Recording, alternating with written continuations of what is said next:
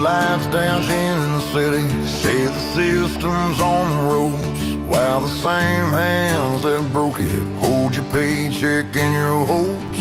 They'll sell your sweat for silver, call your sacrifice relief, but every drop of truth we bleed writes another line of belief. Freedom isn't free, it's carved in blood and fire and stone.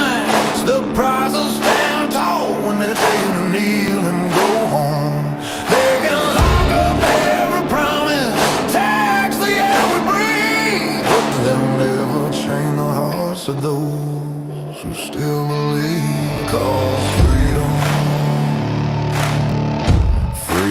isn't free.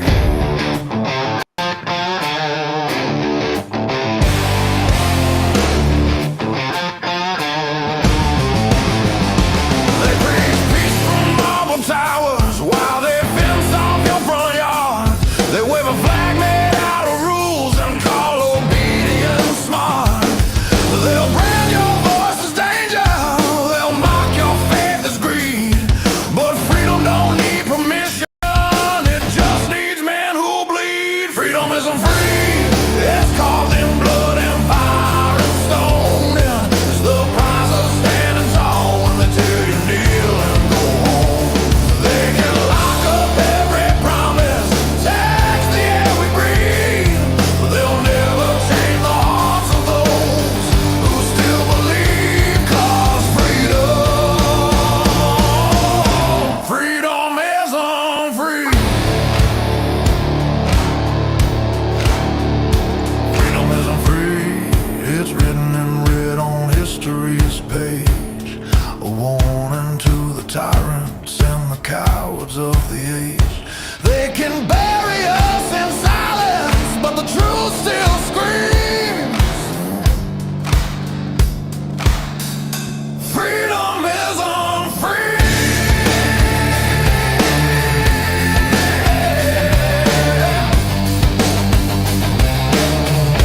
Freedom isn't free.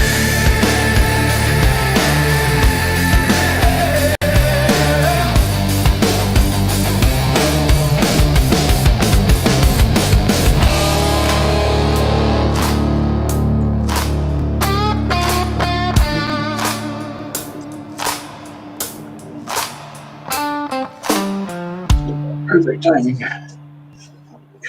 Gonna hit the button.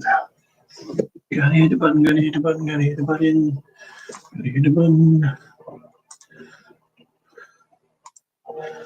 You are listening to KLRN Radio, where liberty and reason still reign.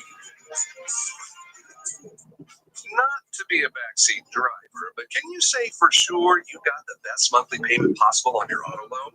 Could it be that you might have gotten a better deal by shopping the loan at a few places and have a lower car payment? Next time, before you go car shopping, visit Communication Federal Credit Union first. Our auto loan experts will find you the perfect loan and get you the lowest monthly payment we can. Communication Federal, your auto loan experts. Restrictions apply. Federally insured by NCUA.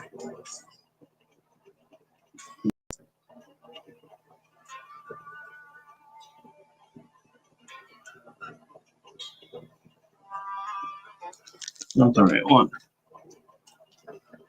Yeah, it is.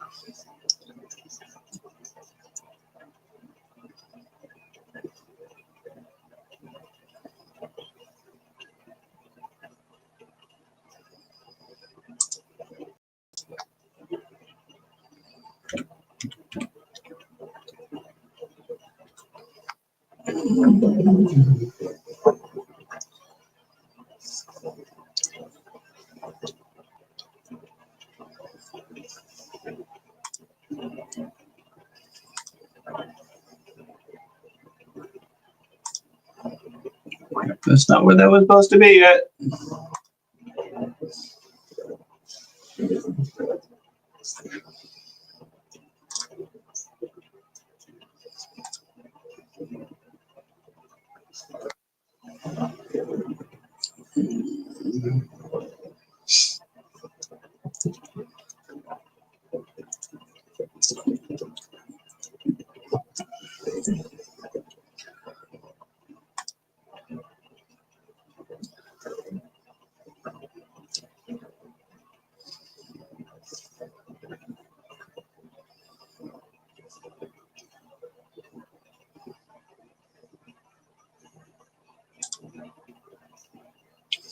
Ah, crap.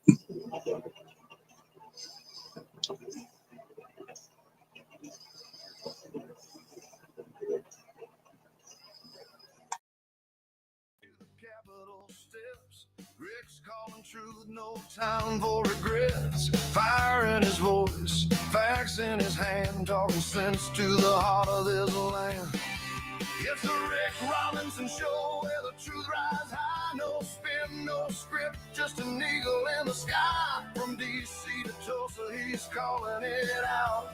Mic in his hand, yeah, he's got the clout. Heartland Radio, raw and real, tune in, speak up. To answer your question, Raptor, I didn't think we were until you asked the question. Then I realized that because of a power failure and a bunch of other issues that happened in the middle of the night, because Mother Nature tried to kill me again, that things were pointed to the wrong microphone. Anyway, so we should have it all sorted out now, I think. Welcome into the program. It is the Friyay edition of the Rick Robinson Show, and we've got plenty of things to talk about, so let's get started in just a second. Flag, stand your ground, never wave that rag. News with a backbone, voice of the free. Rick's got the pulse of liberty. It's the Rick Robinson Show. All right. So it's Friday, October 24th, 2025. It is also the day the KLR radio players return to our air quote airwaves with the day the earth stood still tonight, 8:30 p.m. Eastern. Be there or be square. And anyway, dude, storms, cranky dogs. So I finally had a Thursday night where I wasn't working till midnight. So I went and tried to, I was like, hey, I have an extra hour. I'm going to try to go to bed early. And then Mother Nature said, no. So yeah, so it woke up this morning and ChatGPT is being extra cranky. Still, I think there may be a lot more going on with that supposed AWS outage than anybody's letting on, because ain't nothing worked right in the last several days. Like ChatGPT keeps freezing up. Anytime I try to have it help me pull show notes and stuff together, like right now I'm looking at it and it is a white screen. That has never happened before, the last few days. So I think there's more going on than they're telling us with this whole supposed, oh, Amazon had an internet outage. Yeah, I think it's more than that, because Restream was messing up last night. Restream was still being cranky today. So that's another reason why we had an extra long runway, which is why we are just now officially getting started, and it's the 13 after. Usually there's songs and a couple of breaks, so normally I try to start about 7 or 8 after, but as you can see, we got a late start. Now, part of that's because I'm not caffeinated enough yet, so I've been working on that. The other part is I can't seem to get anything to work. So it's been. Now, the weird thing is, Chat GPT, I think, uses some of the AWS backbone or whatever. Because it was taking forever, but here we go. All right, so of course our our lead of the show has to be day 24 of the shutdown. It looks like there's even some folks outside of political circles that are starting to get a little bit cranky about that. So we'll be getting back into that in a minute. Also, there has been yet another interdiction overnight. Not to mention that apparently there was an incident at Alameda Base yesterday as well. We'll get into Amy Curtis's town hall article about that later. The Blaze is reporting that Jay Jones continues to have scandal issues, so we'll be getting into that in a moment. So yeah, Virginia, if you're a Republican, there may indeed be a Santa Claus for you this year, because I know some of you have been really worried about this election, but I think this Jay Jones thing might be the gift that keeps on giving. Also, we have an update out of the mayoral race in New York City. Mayor Adams is throwing his support behind Andrew Cuomo. Cuomo, the homo who killed your grandma, may wind up being the mayor, but I guess when you're stuck between the devil and a communist devil, which devil do you choose? Glad I don't live there. That's all I can say. And I'm not trying to slam anybody who does, because I know we've got some East Coast listeners from the times that I was on WNJC and a couple other places out that way. So I'm really not trying to slam any of you. I'm trying to wake you up, because your city may be about to die if you're not careful. The question that I'm asking now, because I don't live there, is, does it deserve to die? You guys know my stance on this, and I've been saying this even with our own president of the United States. There are times when we need to start letting people have what they vote for. And I tell you right now, if the Republicans would do that and then actually stick to their guns, we would be in a much different world than we are today. Just like we're now finding out with the ACA, which we're going to be getting into today as well, because all the brouhaha over the shutdown is still about that. The Democrats are holding America hostage for $1.4 trillion, most of which is going to remove the caps. So here's the part they don't tell you about what they're really screaming about with the ACA. The one big beautiful bill put caps on to the people that were able to receive subsidies through the ACA at 4 times poverty level. The stuff they did during COVID took those away, which is why you're hearing about people that are making $400,000 and $500,000 a year that are getting subsidies through the ACA. They don't need them. So the Democrats are lying to you to begin with, because everybody that is within the target range of the people that should have been using the ACA anyway are still going to get subsidies, which I think are terrible. But let's start talking about what they are telling you. They've supposedly got, people on fixed incomes that are, oh my God, their premiums are going to go up by 500%. One, based on your own data, that's a lie. Two, even if it is the case, we've been telling you that this thing was a monstrosity for 10 years. Where the Republicans dropped the ball, because they're really good at this, is when we gave them the House and the Senate back after the ACA got passed, and then it went from, oh, we're not just going to repeal it, we're going to replace it with something even better. No, you're not. And no, you shouldn't have. You should have repealed it before it was ever able to take effect, because now It has infected every part of our lives. I've talked about this over and over and over again. There are things that are now covered through what is supposed to be Healthcare Information Privacy Act, HIPAA. Yeah, that don't have anything to do with HIPAA because they didn't pay any. They didn't let us read what was in it, and we weren't paying attention, and it was too monstrous to read anyway. When they put it up for the required, we're gonna let you see it for 3 days, but there's gonna be so many pages you can't get through it. Dude, I don't even know where to start today. I just don't, because it's just everything is just, it's a mess. So let's go ahead and start with, I guess, shutdown round 42. So we've got I think we've got a clip. Does it? Yeah, this one has a clip. Hang on. I loaded the wrong clip, but we'll get it fixed. Hang on. Here we go. All right. So instead of doing all the fancy stuff, we're just going to do. Are reportedly being forced to turn to driving for Uber and taking on other second jobs to make ends meet as the Democrats continue to shut down the government. Pilots are calling on Democrats to end this dangerous political game. The president of the Southwest Airlines Pilot Association called for the clean continuing resolution to be passed, saying, quote, "Our air traffic controllers and the broader air traffic system are already operating under immense pressure. A government shutdown only compounds that stress and threatens the efficiency of our skies." The Airline Pilots Association International, which represents more than 80,000 pilots, is sounding the alarm as well. They said this shutdown is undermining our system's safety. Resources are stretched thin, negotiations are delayed, and strain grows daily. All right, so now you're hearing from people outside of the Beltway starting to weigh in, which is what I've been waiting for, because this lets you know exactly how much of the narrative the Democrats are starting to lose. When you've got a pilots union, let me make sure you understand this. This is the head of a union telling Democrats to get off their ass and pass the CR. That's how bad the situation is getting for them. But that what makes it even worse for them is, remember, the only reason they're doing this is because their rabid base is out of control. We can't even call them the fringe anymore. They are the base of the party. The base of the party is about to nominate, well, has already nominated and is about to elect a communist to the mayoral seat in New York City.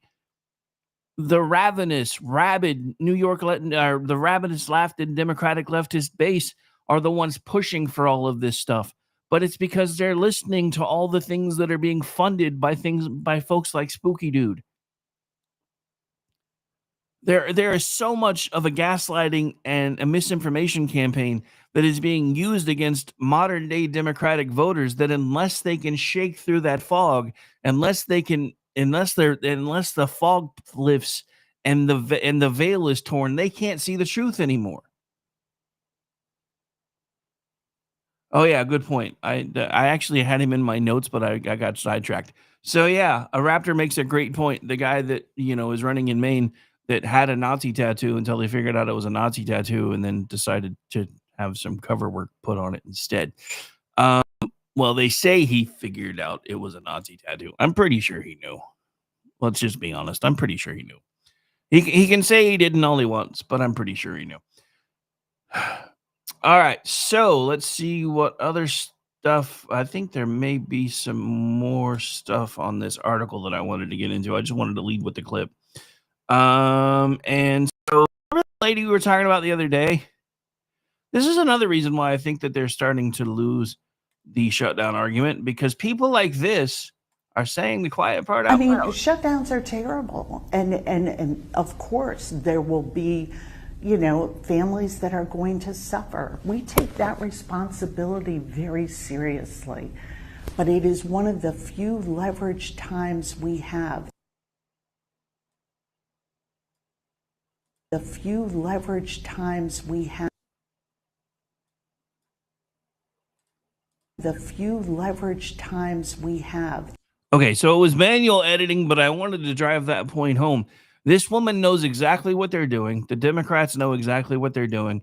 And I would like to remind you that for all of you folks that are actually living at or below the poverty level, your food stamp benefits run out, if you haven't exhausted them already, on October 31st, 2025. And if the government isn't reopened by November 1st, even if you have been trying to ration them, according to the government, they don't even know if your food stamp card will work on November 1st if the government remains shut down. So the same people that have been screaming and yelling and telling you for years that every child should, regardless of their income level, should get free lunch in schools, they're about to make your kids go hungry if you're somebody that has to use food stamps. Because they're more worried about making sure illegal aliens get benefits that you're not even entitled to. I don't know how else to drive this point home. The Democratic Party has sold out the American people, and it's being proven out over and over and over again, and people like me keep trying to tell you about it, and those of you that vote Democrat are either too... I'm sorry. It's tough love day, folks. If you're a Democrat, you may want to... If you're not ready to hear the truth, you might want to just turn this off right now.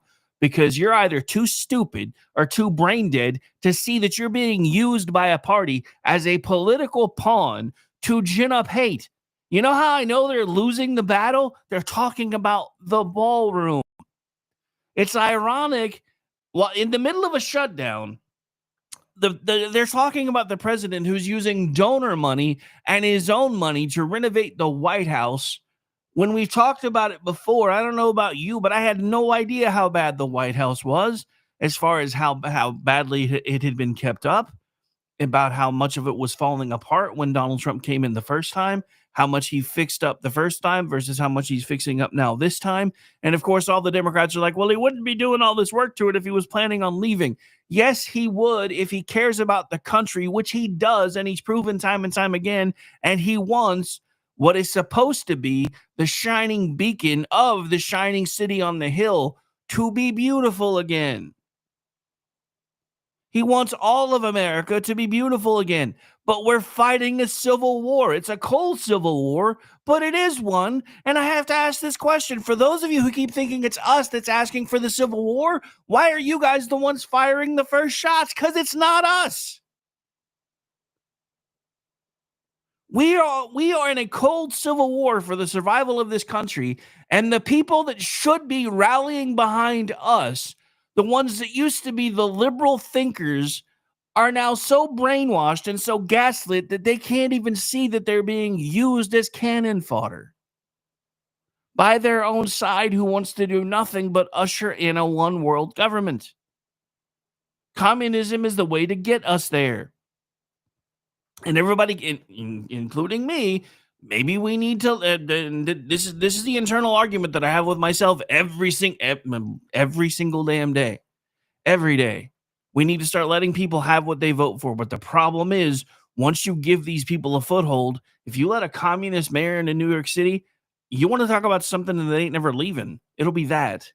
And I get it, Democrats in New York. Well, he can't really do that much because Governor Hoochie Cooch won't raise taxes or anything, so he can promise everything he wants with all this pie in the sky stuff, but nothing's ever really going to happen. Nothing. You don't understand how any of this works. That's what we said about the ACA when the Republicans folded and said, you know what? Let them have what they voted for. Because we figured, even me, I figured by now it would have already collapsed and we'd be having to figure something else out. But we kept kicking the can down the road. And the problem that we have is the Republican Party of today didn't exist in 2010, 2011. The Republican Party of 2010, 2011 was still used to being the underdog party. They were still the ones that were used to basically being able to wage this safe campaign, this fisticuffs version of how they do things, stay above the fray, always lose with honor. And they were able to fundraise off of that, so they didn't really care if they won or not. And occasionally, when they did win, it was like the dog that finally caught the car. There were a few good things that happened in the 90s and the early 2000s.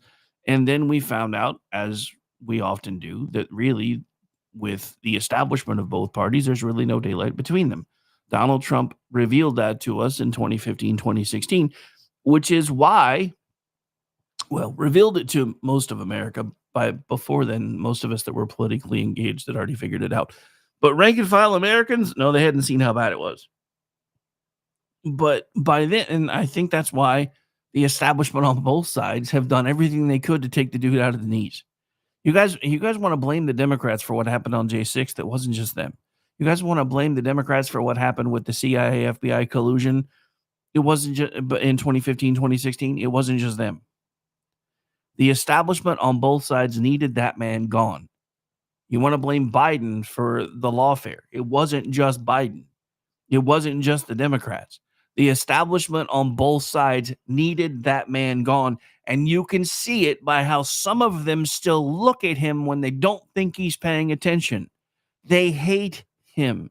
They hate him because he's shining a light in all the dark spaces and showing you things that they never wanted you to know. Like how badly they have been mismanaging our money to the point where they weren't even taking care of what the Democrats keep screaming is the people's house. All you can, he's destroying the people's house. You don't understand. He's demolished the entire East Wing. And so, therefore, even if that's the case, that's what I want to ask you. And so, therefore, maybe you guys should be focusing on the fact that within a week, millions of children are going to start going hungry on your watch. On your watch. The Republicans did their job. The House sent over a continuing resolution so that the budget discussions could continue, so that we could actually pass budget line item bills like they're supposed to. The things that everybody keeps saying they want our government to do is single item budget bills, so everybody can kind of at least get an idea of what's in them. Is it going to be perfect yet? No, but it's a step in the right direction. But you guys can't have that. You guys can't have that. Good point, Stephen. The phrase willful ignorance is vastly underrated. I wish I could say he was wrong. All right, so we haven't even scratched the surface on the notes yet. Because I got a late start, I was going to try to push the break back a little bit, but I need to take a cough drop, so we're just going to run the standard break set while I do that, so I don't start coughing in you guys' ear. So hang on. My name is Rick Robinson. This is my show, and it's Friday. Don't forget, now there is a change in format. So this show will run for 2 hours. We will immediately then fire up on a separate feed the Weekend News Roundup. I know it seems silly to a lot of folks. They're like, why don't you just leave it running? Because it makes it easier for me to get everything cataloged as soon as everything's done, because I've been doing a terrible job of getting the Weekend News Roundup cut out of the rest of it and getting them both put up. So this makes that part of my job that much easier. So it saves me about 20 minutes, believe it or not. And in my line of work, especially lately, time is a premium. We'll be right back. Stay tuned. An electric guitar band. I forgot about that part. I really got to get the other one loaded because that's not supposed to be there. We'll be right back. You are listening to KLRN Radio, where liberty and reason still reign. Not to be a backseat driver, but can you say for sure you got the best monthly payment possible on your auto loan? Could it be that you might have gotten a better deal by shopping the loan at a few places and have a lower car payment? Next time, before you go car shopping, visit Communication Federal Credit Union first. Our auto loan experts will find you a perfect loan and get you the lowest monthly payment we can. Communication Federal, your auto loan experts. Restrictions apply. Federally insured by NCUA.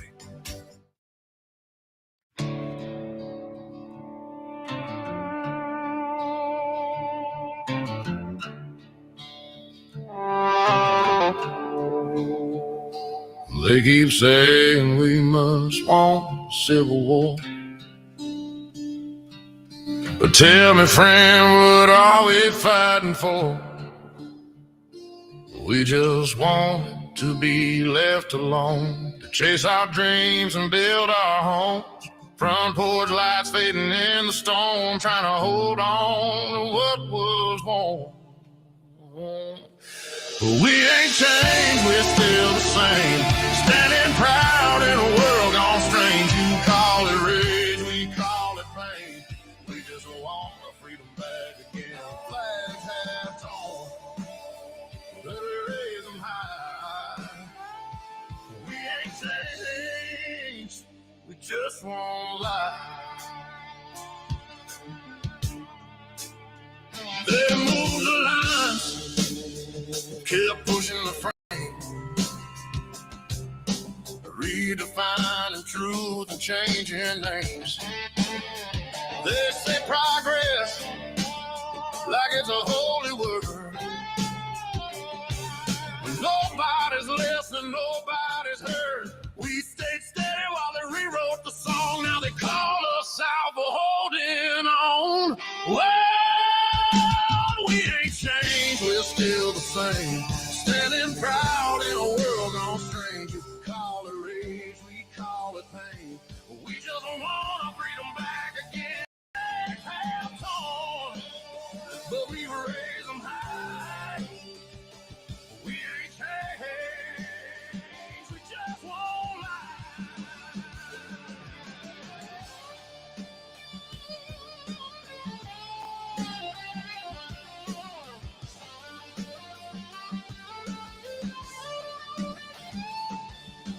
Every time you push, something breaks. Every rule you bend, another heart aches. But there's still faith under all that noise. Still fire burning in a million quiet boys. We ain't changed, no, we're still the same. Standing proud in a world gone strange. You call it rage, we call it pain. We just want our freedom back again. Flags have torn, we raise them high. We ain't changed, we won't die inside.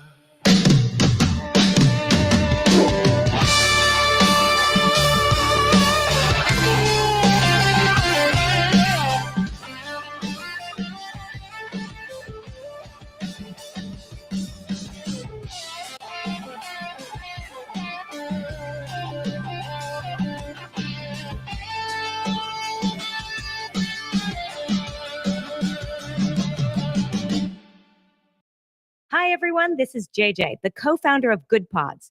If you haven't heard of it yet, Good Pods is like Goodreads or Instagram, but for podcasts. It's new, it's social, it's different, and it's growing really fast. There are more than 2 million podcasts, and we know that it is impossible to figure out what to listen to. On Good Pods, you follow your friends and podcasters to see what they like. That is the #1 way to discover new shows and episodes. You can find Good Pods on the web or download the app. Happy listening. KLRN Radio has advertising rates available. We have rates to fit almost any budget. Contact us at advertising@klrnradio.com.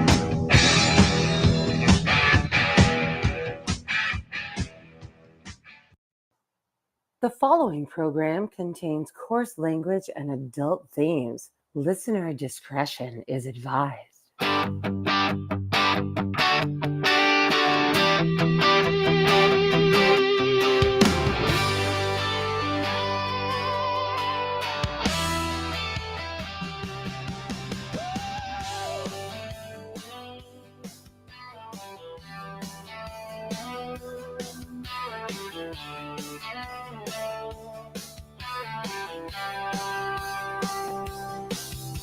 From red dirt roads to the Capitol steps, Rick's calling truth, no time for regrets. Fire in his voice, facts in his hand, talking sense to the heart of this land.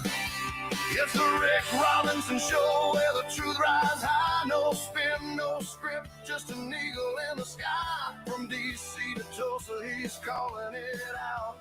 Mic in his hand, yeah, he's got the clout. Heartland Radio, raw and real, tune in, speak up, and feel what we feel.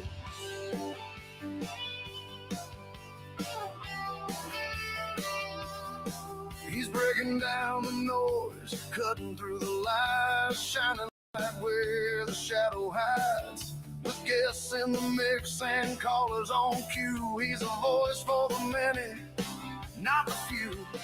Grab your coffee, raise that flag, stand Oh, sweet, sweet coffee. Nectar of the gods. Hope you managed to grab a cup while we were on break. I'm still sipping on mine.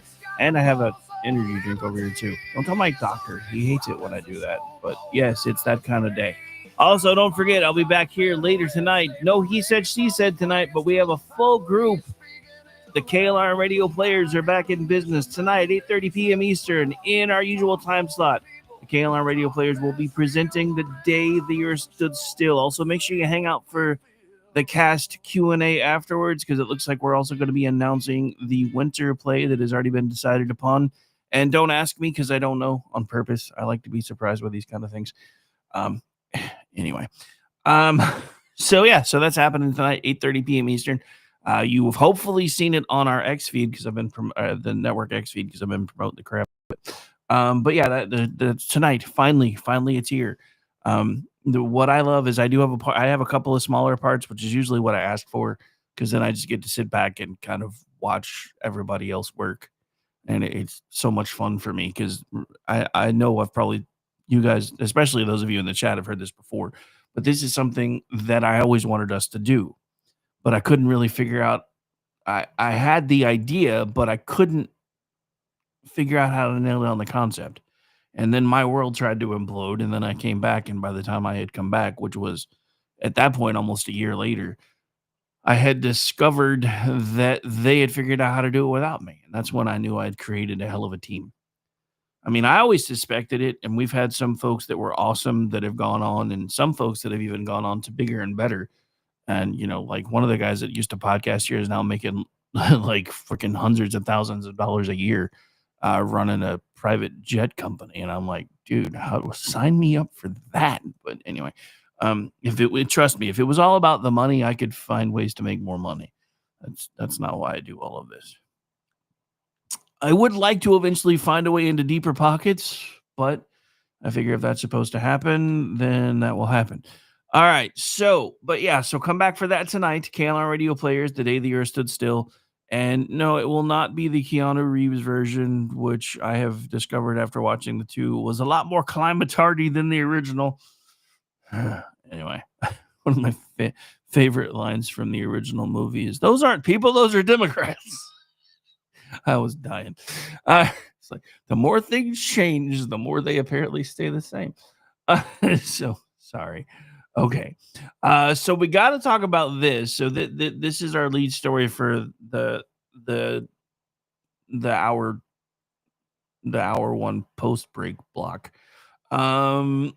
Which is this one, because so not only have there been interdictions all over the place, apparently some people are finally getting tired of everybody else's crap.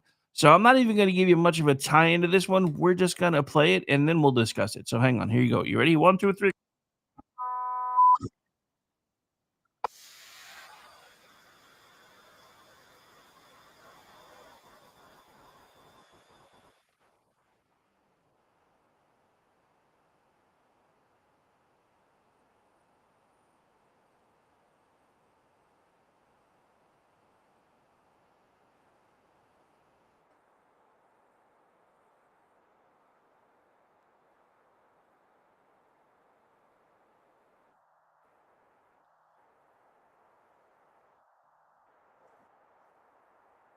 All right. So just for fun, we're going to watch the beautiful part again. Yes, I said what I said. This is the world's probably quickest version of the FAFO game. You don't, even if you're trying to back up, you don't charge a military checkpoint, dumbass. Look at this guy. So I just noticed this. I was watching the truck before. This guy who's holding the sign, who's seeing the guys getting ready to back up, is like, no, don't do it. Yeah, because even he knew this was a terrible idea. But here we go.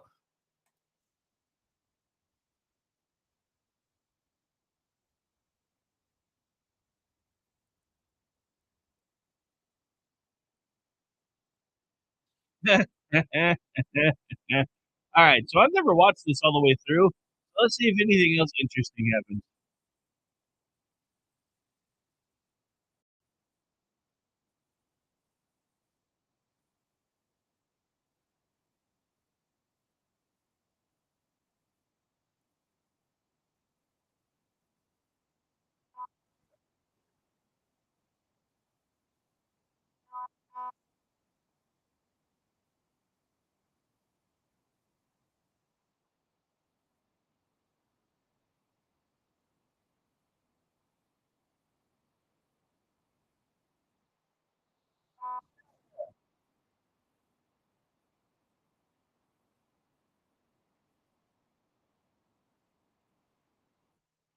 Okay, so the only thing I'm disappointed about with as long as that dude was just sitting there was somebody really they really should have just bum rushed him and threw his ass to the ground. Oh, and Raptor, why are you bringing up my cousin, man? Why are you bringing up my cousin? For those of you that aren't in the chat, you have no idea what we're talking about. That's why you should be in the chat. But yeah, so that happened that was a base in Alameda. So yeah, apparently some idiot decided that he was going to try to. Now, granted, at least he was smart enough to do it with the rear of the truck, but he started backing towards a military blockade and they opened fire. So this is a quote from the CBS News piece that started covering this. Officers opened fire Thursday night at a vehicle backing into a line of Coast Guard and law enforcement personnel outside of U.S. Coast Guard base in Alameda, site of a day-long protest against what was originally planned as an immigration enforcement surge in the San Francisco Bay Area. A KPIX photographer at the scene captured video showing a U-Haul truck reversing toward the base entrance and law enforcement firing their weapons at the vehicle. I don't. Were they were they firing at it or around it? Because I never heard anything connect. Which I don't know if that's because they weren't really trying to hit the vehicle or if anyway. So photographer Rick, how the hell do I mispronounce my own first name? Rick Villaroman said the U-Haul had been parked outside the base for the better part of the day until it inexplicably began to reverse quickly towards officers blocking off the gate. He just hit the gas and sped towards them, Villaroman said, and that's when they opened fire, expending about 20 to 30 rounds. So the U.S. Coast Guard issued a statement about the incident overnight, posting on X at approximately 10 p.m. or 2200 PDT on Thursday. Coast Guard security personnel standing watch on Coast Guard Island observed a vehicle driving erratically and attempting to back into Coast Guard base Alameda. Coast Guard personnel issued multiple verbal commands, which you heard in the recording, to the driver to stop the vehicle. The driver failed to comply and proceeded to put the vehicle in reverse. When the vehicle's actions posed a direct threat to the safety of the Coast Guard and security personnel, law enforcement officers discharged several rounds of live fire. No Coast Guard personnel were injured during the taping of this incident. I added that last part just because, make it sound more like a movie thing or something. I don't know. But yeah, so again, we're in the FAFO stages, folks, whether anybody wants to admit it or not. Speaking of the FAFO stages, while we're talking about this, and then I've got some on Pritzker that we need to come back to. So hang on, let me get over here. I think it's on this one anyway.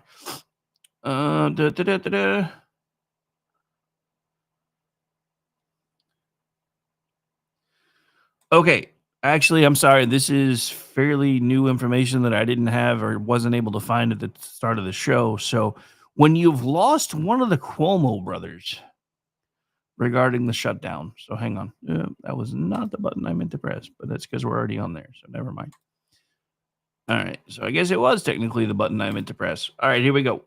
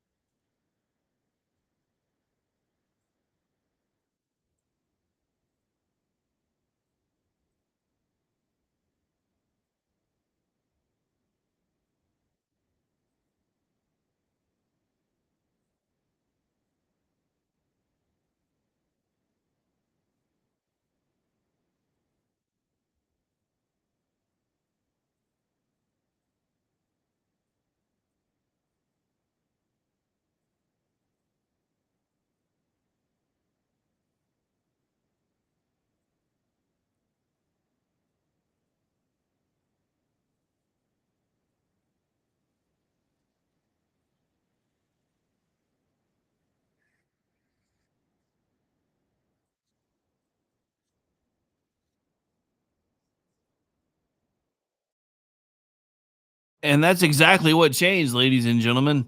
AOC was already eyeing his Senate seat, and he had already been warned if he went along with the Republicans in March, he was likely going to be facing a primary, but he chose country over party then. He doesn't have the stones to do it now. I do find it interesting that the party that loves mom jeans is currently upset about ballroom. I said what I said. But that's because it's the only traction they have. They're showing you these pictures that look like a bomb went off at the White House because we're in the early construction phases, and they're telling you he's destroying the people's house. You may not like some of his choices as far as how he's decorating the Oval Office and things like that, but I've tried to explain that too. Dude is doing a lot of work in the Middle East and in Russia. Both of those places value power. Russia, Ukraine, Middle East, all of those places value power and strength more than anything else. In the Middle East and in Ukraine, gold is a symbol of power. Gold is a symbol of strength. Him decking out the Oval Office in the way he had, especially with as often as he was trying to have the short dude Zelensky. Sorry, for some reason I couldn't think of his name. In the White House in the beginning was to project things that they were used to project strength. We're now leading around the world with peace through strength again, and it's making China very uncomfortable. It's making Russia very uncomfortable. Iran is starting to feel isolated again instead of embraced and ushered into the world stage. These are things that all matter. Now we've got narco terrorists that are being blown up every other day. And they're like, well, how do we know these aren't fishing boats? Have you seen the pictures? Because this isn't even the one from last night, but one of the most recent ones had what looked like at least a dozen blue drums full of something. Doesn't really seem like, fishing gear. Anyway, so I wonder how many sharks and squids are high right now. I know, random thought, but I'm like, dude, with all the drugs they're pumping into the ocean, how many fish and stuff are just completely fucking blitzed right now? But yeah, back to the shutdown mess. When you've lost one of the Cuomo brothers, I mean, at this point, they've technically kind of lost both of the Cuomo brothers, but I don't like either one of them anyway. So I guess it doesn't matter.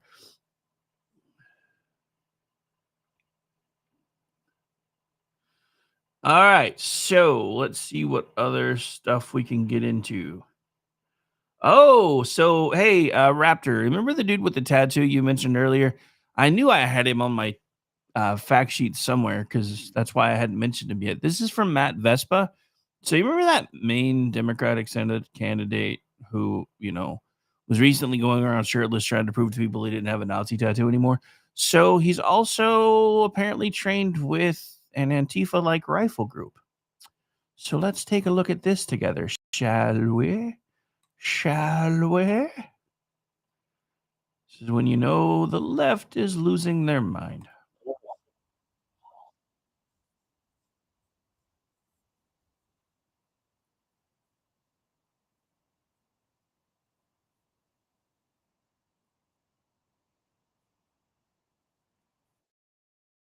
I was afraid that might happen eventually because I've been playing. I haven't even played that many clips today yet. Why is it anyway? So hang on. This means things are gonna go wonky for a second. So talk amongst yourselves. We'll be right back. Not really.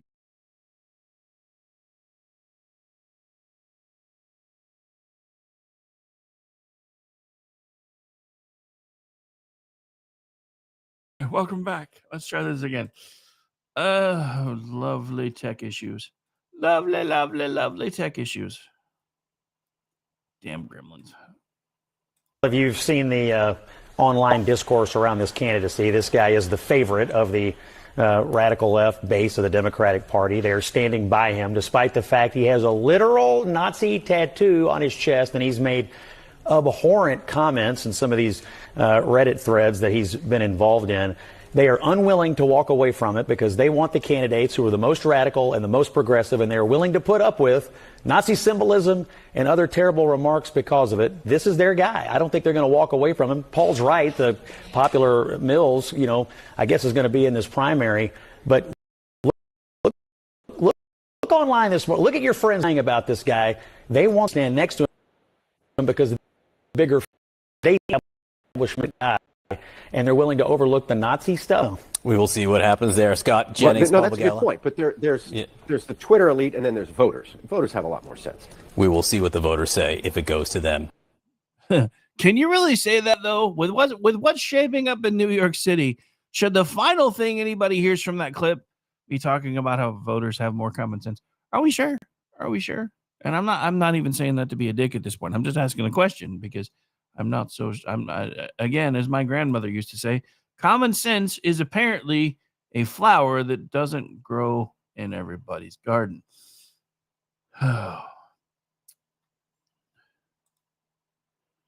right. So remember, and I know we keep coming back to the shutdown, but it's because it's really about to start having some major impact in American lives, whether anybody wants to admit it or not.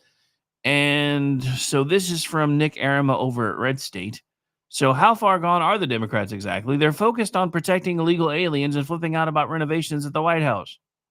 Not on anything that they're supposed to be doing, like helping to enforce the law or doing things that benefit the American people. President Donald Trump managed to get private donors to agree to help build a ballroom at the White House, a much-needed space to hold events. Right now, such events are held in temporary tents, so you're getting a needed permanent space that we, the taxpayers, don't even have to pay for. Democrats should be thanking Trump, but they only know how to attack. White House Press Secretary Carolyn Leavitt told a reporter during the press briefing on Thursday that this was Trump's main priority as far as renovations. But then what she said was twisted by a leftist influencer without the qualifier that they were talking about in the terms of renovations. So, yeah, hang on.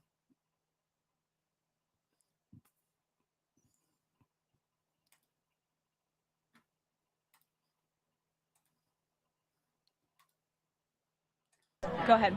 Yes. Thank you, Caroline. Thank you. In addition to the ballroom and the Rose Garden I'm going patio, into the back. Sorry. Go ahead. In addition to the ballroom and the Rose Garden patio, is the president looking at any other renovations or significant kind of projects here at the White House?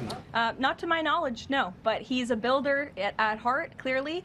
And so his heart and his mind is always churning about how to improve things here on the White House grounds. But at this moment in time, of course, the ballroom is really the president's main priority. Kristen. Last week, President Trump. All right, so that's the clip talking about this being his main priority. Now, of course, that was in the context of renovations, but now watch this. I think this is when they did some creative editing. And hang on, it's going to make me do it over here. Uno momento, por favore.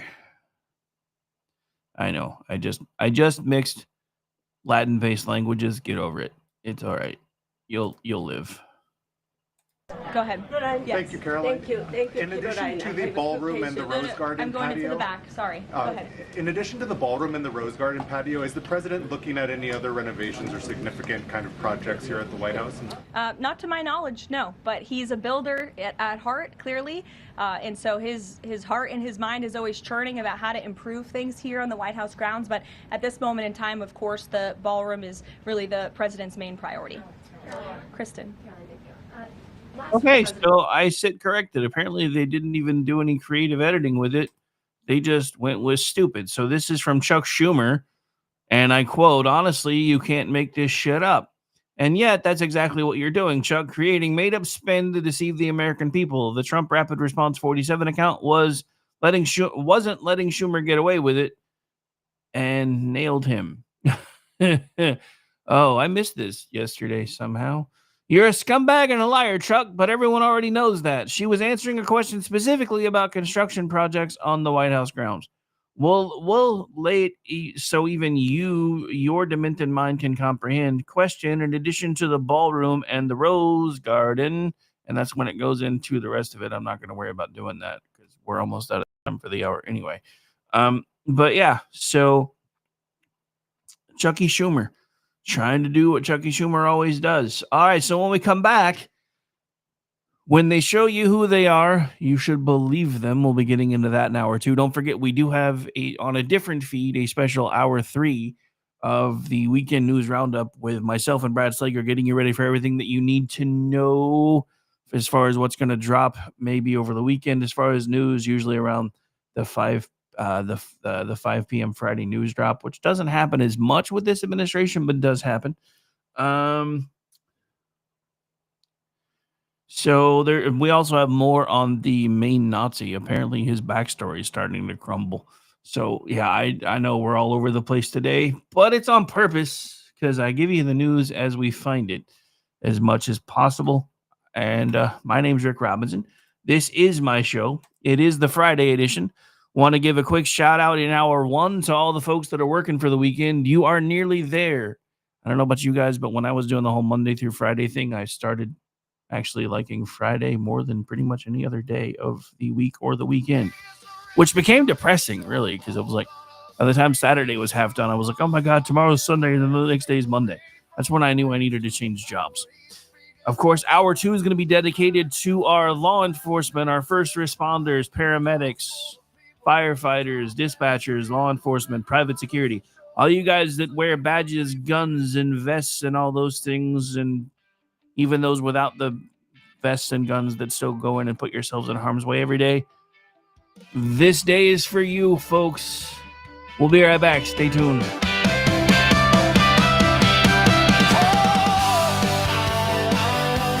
Hello, friends. Do you have a moment so that we may discuss our Lord and Savior Minarchy? No, seriously, I'm just kidding. Hi, my name's Rick Robinson. I am the general manager of KLRNradio.com. We are probably the largest independent podcast network that you've never heard of. We have a little bit of everything, and by that, what I mean to tell you is we have news, pop culture, special events, conspiratainment, true crime, mental health shows, drama productions, and pretty much everything in between. So if you're looking for a new podcast home to grab a little bit of everything that you love all in one place, come check us out. You can find us on X under @KLRNradio. You can find us on our Rumble and our YouTube channels under the same names.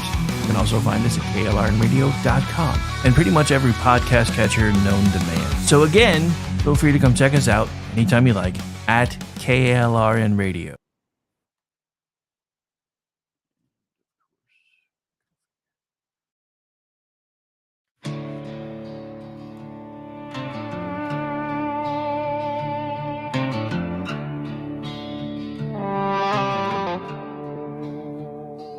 They keep saying we must want a civil war. But tell me, friend, what are we fighting for? We just want to be left alone, to chase our dreams and build our homes. Front porch lights fading in the storm, trying to hold on to what was warm. But we ain't changed, we're still the same, standing proud in a world gone strange. You call it rage, we call it pain. We just want our freedom back again. Flags have torn, but we raise them high. We ain't changed, we just won't lie. They moved the lines, kept pushing the frame, redefining truth and changing names. They say progress like it's a holy word. When nobody's listening, nobody's heard. We stayed steady while they rewrote the song. Now they call us out for holding on. Well, we ain't changed, we're still the same, standing proud in a world gone strange. You call it rage, we call it pain. We just want our freedom back again. Flags have torn, but we raise them high. We ain't changed, we just won't lie.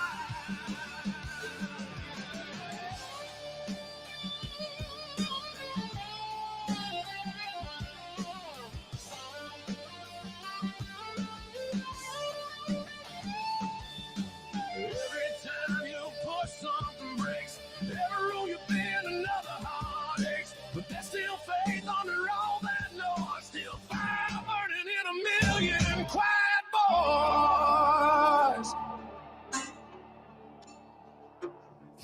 ain't changed, no, we're still the same. Standing proud in a world gone strange. You call it rage, we call it pain.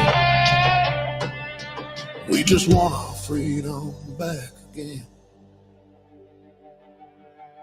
Flags have torn, but we raise them high. We ain't changed, we won't die inside.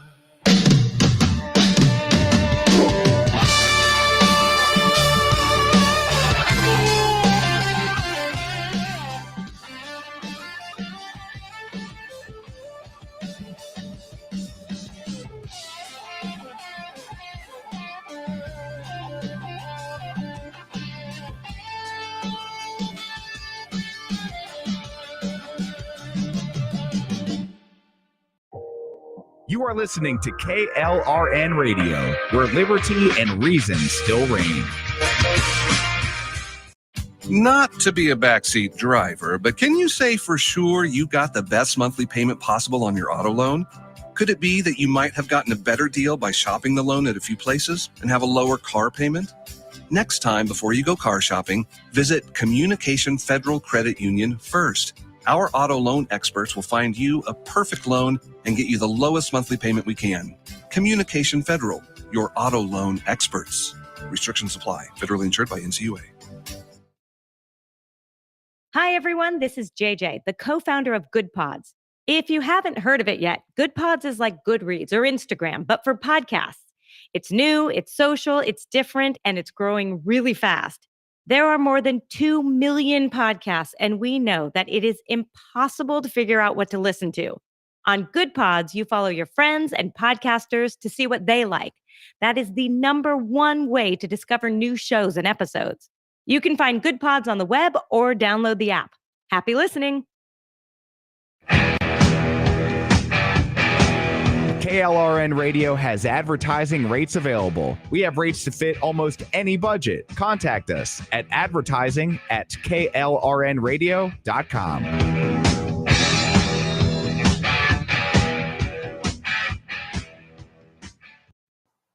The following program contains coarse language and adult themes. Listener discretion is advised.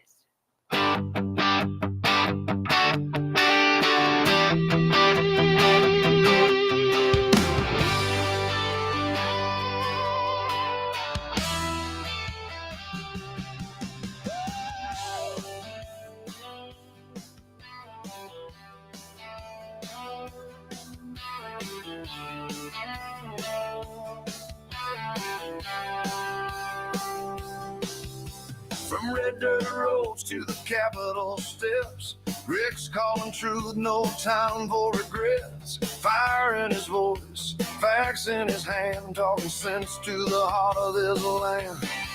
It's the Rick Robinson Show, where the truth rides high. No spin, no script, just an eagle in the sky. From DC to And welcome back into the program, ladies and gentlemen. Again, this is Rick Robinson. This is the Friyay edition of the Rick Robinson Show. Don't forget, we have special Hour 3 coming up on a separate feed where we do the weekend news roundup live right here on KLRN Radio. Also, don't forget to come back tonight, the day the earth stood still. Tonight, Friday night. I was trying to figure out a way to do the Sunday thing, but I couldn't pull it. It doesn't sound right with Friday. No, it doesn't sound right. I was going to try it. Didn't work. But yeah, 8:30 p.m. tonight, KLR Radio players, myself included, present the day the earth stood still. We've got some new voices coming into the crew. We've got some old voices returning to the crew. It should be a lot of fun, so make sure you guys are joining us tonight. I hope we break the internet. Not as bad as Amazon broke the internet, but I hope we have so many people tune in that we break the internet. That would be awesome. All right, so anyway, we are back. We are live. It is also the first day of a missed federal paycheck during the shutdown. So they found a way to make sure the last ones got issued. They did not find a way to do it this time. Of course, the Senate voted down, because it didn't hit the 60-vote threshold, a spending stopgap that would have paid federal workers today, but they didn't get there. Yeah, so I understand why they did what they did yesterday. I still think they messed up, and I think they still have time to drive the point home. They really should have introduced something to fund SNAP, and then watch the Democrats vote that down. Because we're the ones that care about federal workers. He said he's firing you guys. We love you. Really? Then why didn't you just get him paid? Now, double nail in the coffin. Put up a SNAP thing, because it's either going to be a break in the dam and they'll vote to fund it, which is if you can do that, why can't you fund anything else? Or they'll prove that all this rhetoric about starving children doesn't mean a damn thing to them. Look, I told you guys, I am done with the Marquis of Queensberry rules BS.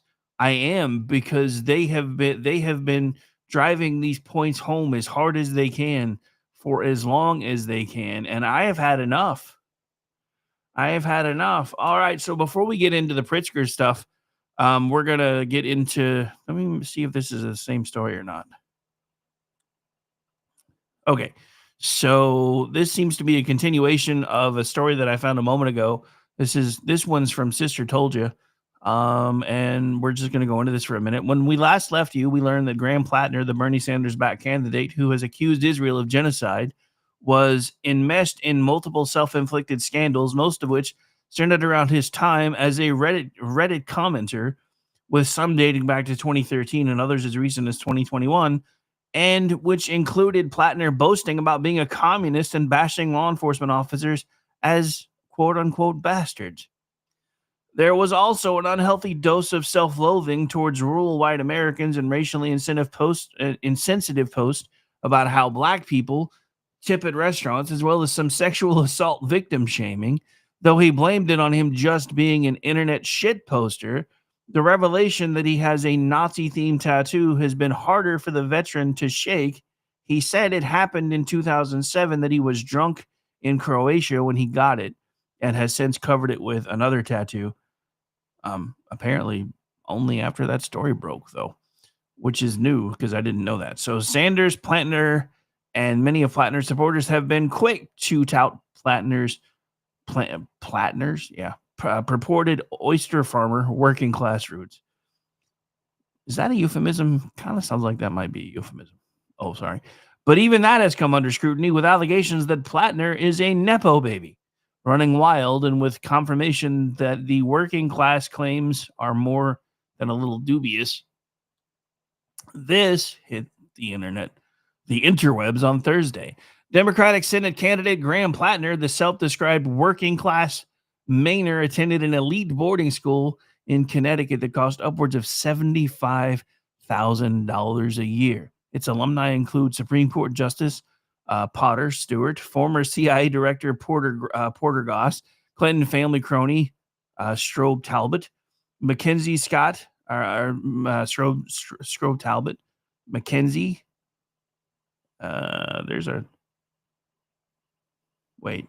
Is Scott Bezos' real first name Mackenzie? Because holy crap.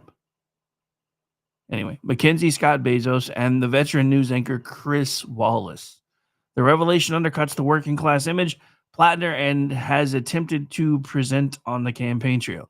More troubling are the views Plattner expressed while in high school. Ooh, Democratic cancel culture coming back to bite him in the ass, which in many ways turned out to be a preview of who we are seeing today. A yearbook photo of the award shows a young Plattner holding a piece of paper calling to free Chechnya, Kosovo, and Palestine. Plattner also pinned an op-ed for the day. You guys really should have thought this name through. The Banger Daily News. I want a Banger Daily. I know. I did it to myself, but we have rules, damn it. Oh, hang on. I can't play it yet because I don't have the level set right. Here we go. Giggity, giggity, giggity goo. Stick around. I did it to myself. It's my own fault. Wait, damn it. That means I... Giggity, giggity, giggity goo. Stick around. This is like when I say the the word that rhymes with anyway. When I talk about G's country too much, and I have to keep hitting that button because I wind up getting myself into a trap. But anyway, so the Banger Daily News that equated post 9/11 terrorist groups with freedom fighters and lamented that every terrorist is portrayed as evil in the media. It's kind of in the name, brother man. Terrorist. Oh, anyway, so this is from Daniel Greenfield on X at Sultan Kanish, I guess. Graham Plattner is not working class. He came from a wealthy and prominent local family and attended an expensive college prep school where he was billed in the yearbook as most likely to start a revolution while holding up a Free Palestine sign.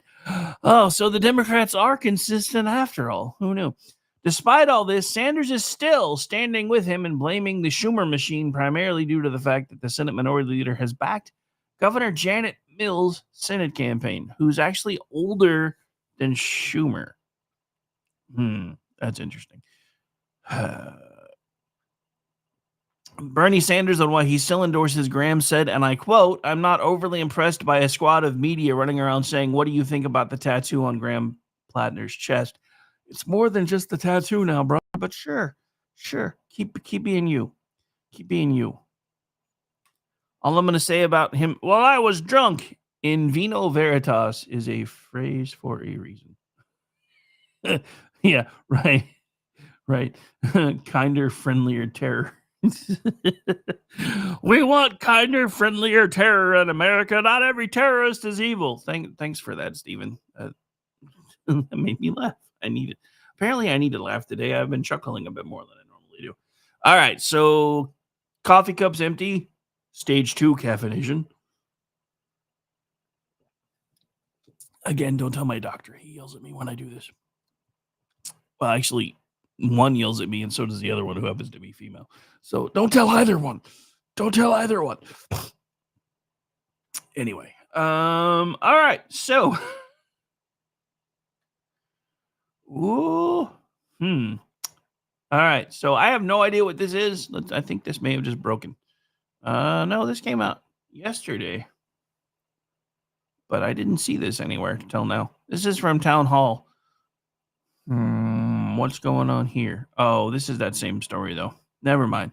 This is just Town Hall's version of the Red State story we just went over about Chucky Schumer trying to spin the whole what she said. Whoa. So we talked about this yesterday, and again, it begs the question: when is California going to do something about this whole giving illegal aliens commercial driver's license things? Because lots of folks were injured yesterday and killed again.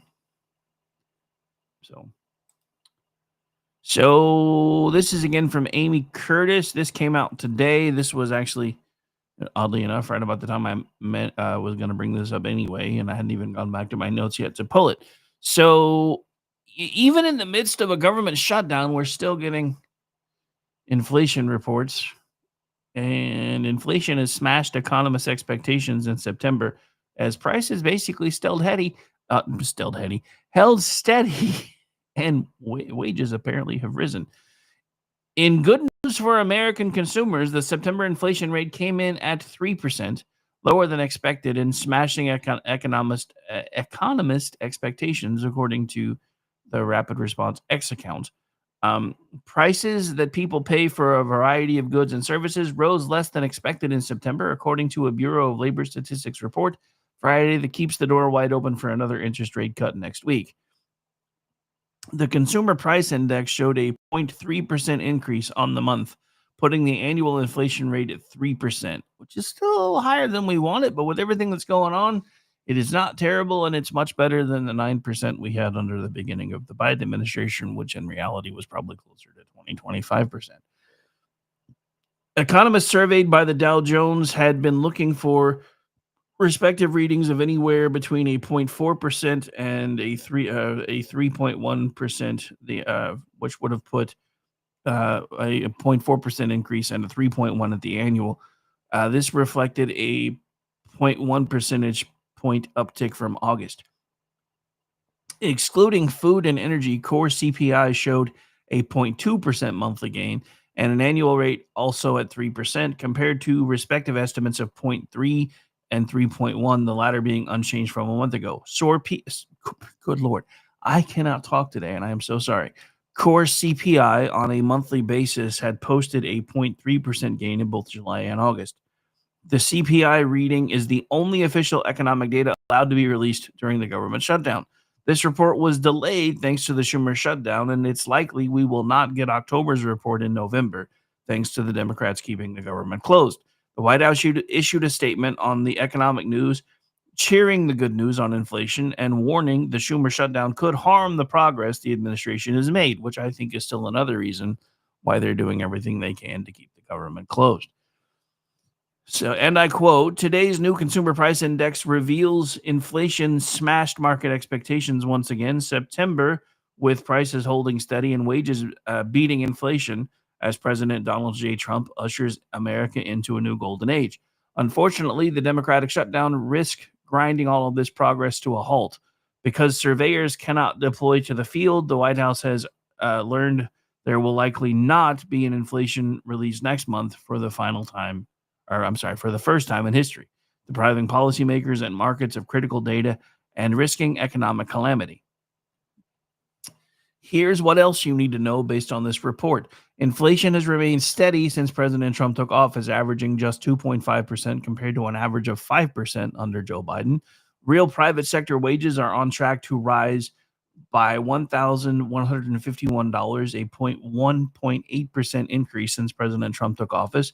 Welcome relief for private sector wages, which declined by nearly $3,000 under Joe Biden. Gasoline prices are on track for an annualized drop of 7.5% since President Trump took office, reversing an average annual increase of 7.7% under Biden. Gas prices have approached their lowest average levels in more than 4 years. The 12-month change in overall shelter cost is at its lowest level in 4 years. Costs are down for motor vehicles insurance, used cars and trucks, communications, commodities, propane, fresh fruits, non-prescription drugs, butter, adult apparel, and a host of other items, while egg prices are down 23.7% since Trump took office. Bloomberg's Chris Anstey, I think. These readings will also bolster the Trump administration's argument that inflation is under control and tariffs aren't triggering a cost of living surge, which they have been saying the entire time. And every single economist keeps telling us that they're wrong, but the data keeps proving that they're not. So, acting chair of the Council of Economic Advisors, Pierre Yared, joined Newsmax to discuss the news. And I think we have a video clip of that, but I'm going to have to go find it because sometimes these articles are a little weird. So hang on. Yeah, I was right. We have one. All right. So let's do this. It's not a very long clip, but I still want to play it anyway.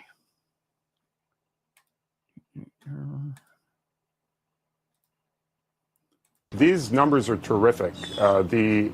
The headline inflation came in not only below expectation with around 48 Bloomberg economists getting it wrong, the CPI inflation rate came in below last month's rate. These numbers are terrific. The headline inflation came in not only below expectation with around 48 Bloomberg economists getting it wrong, the CPI inflation rate came in below last month's rate.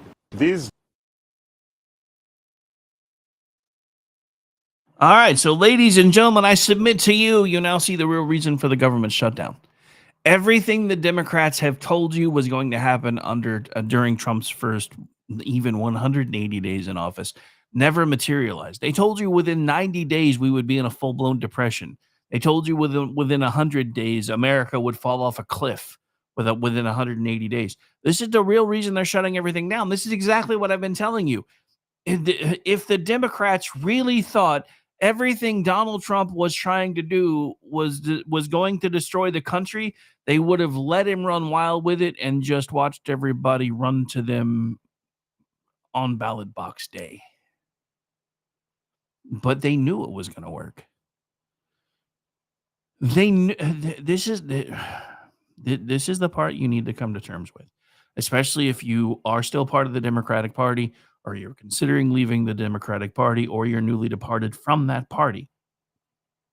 They knew these policies would work. Despite how hard they've tried to tell you that these kind of things didn't work under Reagan, they actually did. They keep telling you trickle-down economics isn't a thing, but in reality, it actually is. And it's not even trickle-down economics. It's the fact that when you get to the point where you are starting to make the government spend less than it brings in, it causes the economy to start rallying. It's no different than when you have money in savings. I don't know about you, but I miss having money in savings. Pre-Biden, I had about 15 grand in an emergency account. You don't even want to know what I got in there today. Don't even ask, because it ain't. I keep trying to throw a couple of pennies in there and hoping they start, I leave them alone in the dark and they start breeding like rabbits. It ain't happening. But I miss having the ability to have an emergency fund. I miss having the ability to not have to spend more than I make just to keep the lights on and keep a roof over my kids' heads and all of the things that I have to pay for. I keep telling you guys this. If we ran our houses, the way the government runs the country, we'd be on the streets, but we keep sending these same people back. This, I think, is another reason why the Democratic Socialist Party is trying to grab a hold of New York City while they can. Because if this progress is allowed to continue, people are going to see, a good bit of them, because a lot of people are already starting to see it, exactly how much the Democrats have been lying to them, and they can't have that. This is why they keep jumping up and down and screaming about, look what he's doing to the White House. You know what? Maybe this makes me a dick. I am willing to admit this, but if he's making my life better, he could burn it to the ground. As long as he replaced it, he could burn it to the ground. I don't care. Look, sometimes things have to be taken down to be made stronger, to be made better. And I think that's what we're starting to see happen within the country. We're having all of these ideas that have become foisted upon us, or especially the last decade or so, that people are finally starting to turn away from. You're now seeing less and less people within the demographics of 13 to 18 that are identifying as either binary or trans, because it's not cool anymore. We kept telling you that one of the reasons why there was such an uptick with it was because it was cool. And who as a teenager who wasn't one of the jocks and good at sports and all the other things wasn't looking for a basically a down and dirty, quick and easy way to become accepted? Trans was a fad for kids. Non-binary was a fad for kids, and it was being pushed on them through media and newspapers and TV shows and comic books. So it seemed normal to them. And if you don't believe that that's the case, I'm going to ask you again. You have the ability on your laptops, your computers, whatever you have, to pull up 2 different Chrome experiences. Chrome is the worst about it. So if you have a Chrome browser, I encourage you to do this. Log into yours, log into your children's. Start comparing the differences between the ads that are shown to you versus the ads that are shown to them. 1, it lets you kind of know what your kids are looking at online without you having to go through their browser history. 2, you'll notice there's a lot of other things on there that don't show up for you that do show up for them. Some of which that should absolutely positively terrorize or terrify you. But here we are. All right. So I think we might have time for one more quick hit story before we do the bottom of the hour break.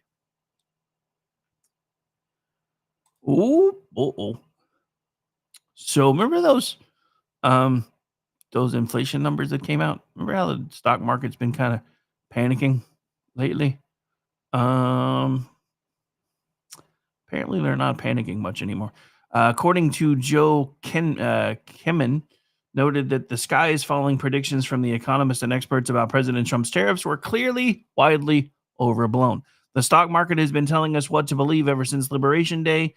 Kernan said the stock market said this is not going to be the end of the world, like so many, like almost unanimously. Business reporters said tariffs were the end of the world, and here we are. What are we up 36% since then? The advice of experts and a few bucks will get you a cup of coffee these days.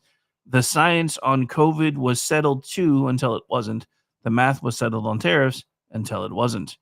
And the Dow Jones has exploded today, apparently. Today's new consumer price index reveals inflation smashed market expectations once again in September, with prices holding steady and wages beating inflation as President Donald Trump ushers America into a new golden age, according to a White House press release. Under President Trump, America is back, but inflation is not. President Trump also posted celebratory messages on his Truth Social platform, noting that the stock market is stronger than ever before because of tariffs, not in spite of them, which I think is a point that he should have driven home. But yeah, so I have a clip here. I'm trying to check the timestamp on the clip. Hang on. I think this is fairly recent, but let's find out together. Because last time I looked at the stock market, it wasn't over 47. It was hovering close to that, but Rick, the stock market has been telling us what to believe ever since Liberation Day. The stock market said this is not going to be the end of the world. Like so many, like almost unanimously, business reporters that tariffs were the end of the world, and here we are. Up, what are we up 36% since then? All right, so yeah, it looks like this was, I never saw a timestamp, but this looks like it was briefly before market open. And based on those numbers, they were expecting a market open of plus 200 points on the Dow. I'll see if I can find some data to see if that track is held or not while we're on the break. We are going to take the break, though. My name is Rick Robinson. This is the Rick Robinson Show. It is the Friday edition. Don't forget, here in about 30 minutes, we will have the weekend news roundup with Brad Slager, getting you ready for everything you need to know to get ready for your weekend and have all the information you need to be prepared for the same. Again, we'll be right back, so stay tuned. Speaking it loud with a mic and a mission that makes us proud. Talk for the people, talk that's real. The Rick Robinson Show, where we say what we feel.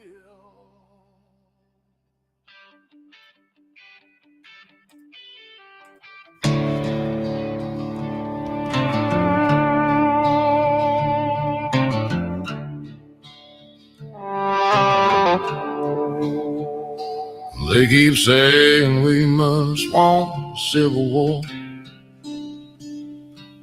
But tell me, friend, what are we fighting for? We just want to be left alone, to chase our dreams and build our homes. Front porch lights fading in the storm, trying to hold on to what was warm. But we ain't changed, we're still the same, standing proud in a world gone strange. You call it rage, we call it pain. We just want our freedom back again. Flags have torn, let me raise them high. We ain't changed, we just won't lie. They moved the lines, kept pushing the frame, redefining truth and changing names. They say progress like it's a holy word. Nobody's listening, nobody's heard. We stayed steady while they rewrote the song. Now they call us out for holding on. Well, we ain't changed, we're still the same, standing proud in a world gone strange. You call it rage, we call it pain. We just want our freedom back again. Flags have torn, but we raise them high. We ain't changed, we just won't lie.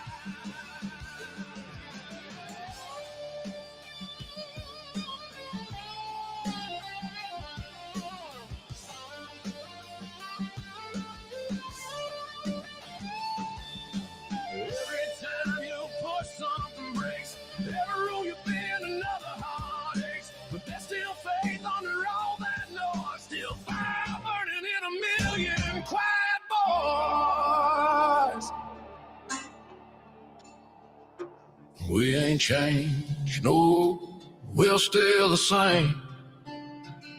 Standing proud in a world gone strange.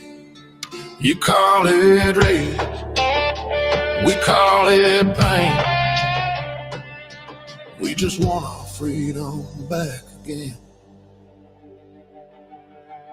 Flags have torn, but we raise them high. We ain't changed, we won't die inside.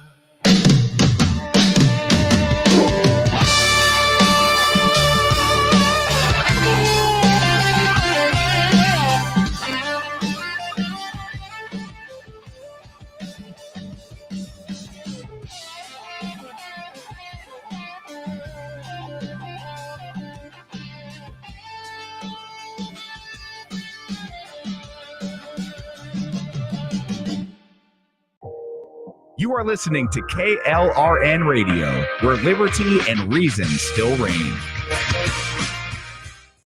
Not to be a backseat driver, but can you say for sure you got the best monthly payment possible on your auto loan? Could it be that you might have gotten a better deal by shopping the loan at a few places and have a lower car payment? Next time, before you go car shopping, visit Communication Federal Credit Union first. Our auto loan experts will find you a perfect loan and get you the lowest monthly payment we can.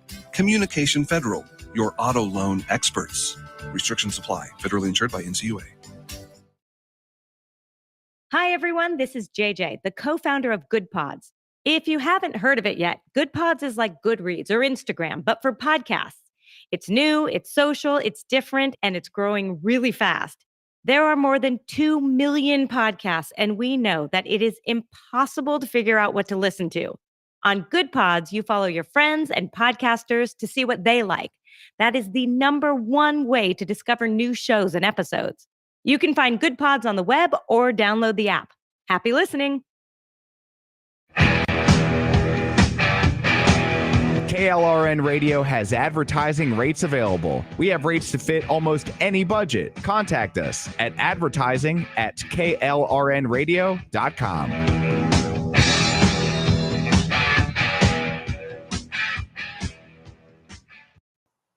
The following program contains coarse language and adult themes. Listener discretion is advised.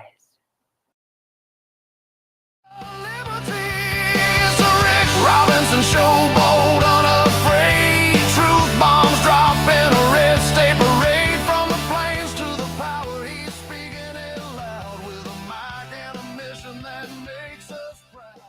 Talk for the people. Welcome back into the program, ladies and gentlemen. Maybe I'm partial because Amy Curtis and I used to work together at Twitchy, but since she has moved over to the big stage over at Town Hall, she is kicking ass and taking names. This is one of her latest pieces. Someday I'm going to see if I can get her to come hang out on the Weekend News Roundup. I don't know if they'll let her, though. She may be too big for us now. So this is, again, from Amy Curtis. Came out just a little bit ago. Came out at about 7 my time this morning. So New York City mayoral frontrunner Zoran Mamdani linked again to anti-LGBTQ figures. This time, it was his daddy.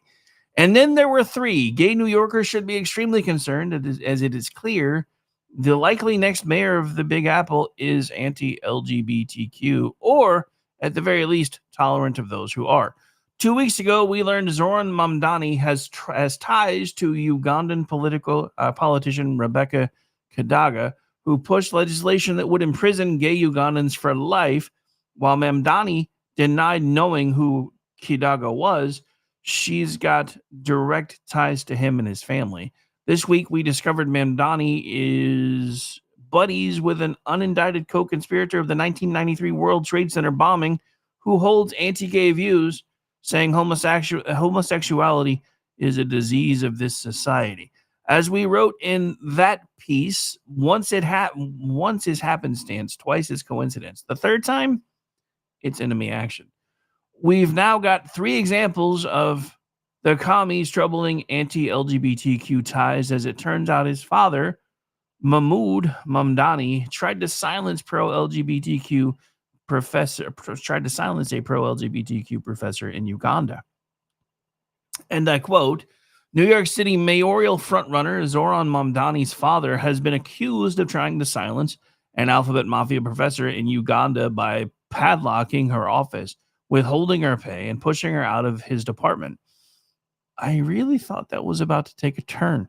At Makerere University, the Post has learned Mahmoud Mamdani, 79 years old, blocked Stella Dionzi, 52, from teaching a course in queer African Studies at the Makerere Institute of Social Research in April 2016. Nyanzi claimed to the Post on Thursday. The elder Mamdani, a professor in the Department of Anthropology at Columbia University in New York, was also director of the institute in Kampala between 2010 and 2022. In protest of the elder Mamdani, Nyanzi stripped naked, taped her mouth shut, and chained herself to the university doors. She remained defiant of the elder Mamdani, saying, regarding Professor Mahmoud Mamdani, I did not make it easy for him to taunt, torture, and terrorize me. Niani told the New York Post she was also subjected to detention without trial, trumped-up charges, being put on a no-fly list, having her bank account frozen, and an involuntary mental exam due to her protest against the university and the government. Zoran Mamdani has claimed he opposes the NYPD because they are quote-unquote anti-queer, and we can see one of his posts saying that, I believe this was 2020-ish.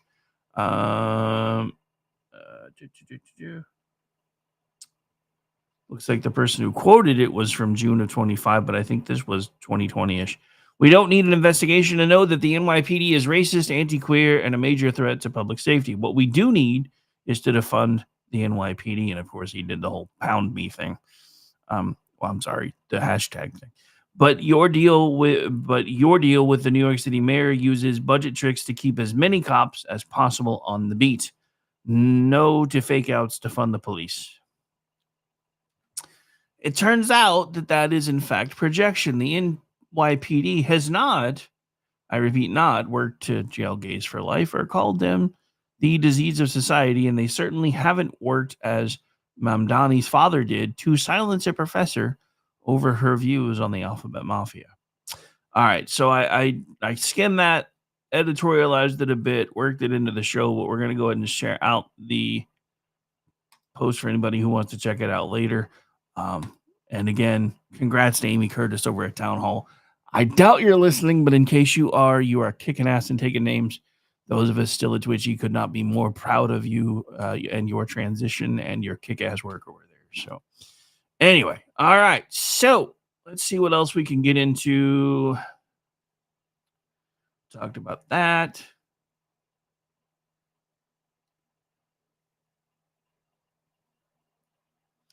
Talked about that. Talked about that.